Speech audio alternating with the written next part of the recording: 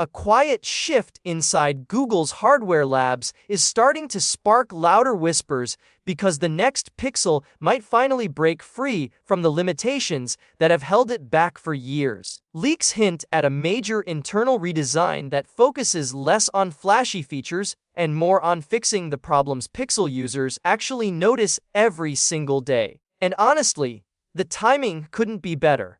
Welcome back, viewers. James here. Like, share, and subscribe for more. The big rumor gaining attention is Google testing a completely new modem for the Pixel 11, and this time, Samsung might not be part of the plan. Instead, insiders claim Google is experimenting with MediaTek's latest flagship solution, a move that could dramatically boost reliability, speed, and battery performance.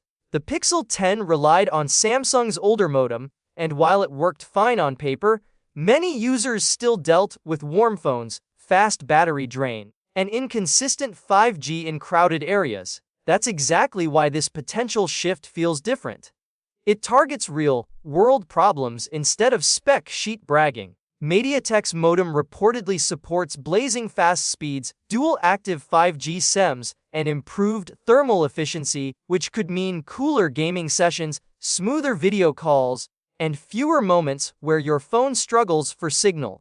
The best part: this modem is built with satellite connectivity in mind, something Google has quietly been experimenting with for next-gen Pixel features. If Google nails software optimization, this could finally close the performance gap between Tensor and Qualcomm without re-engineering the entire chip. And the hardware leaks don't stop there.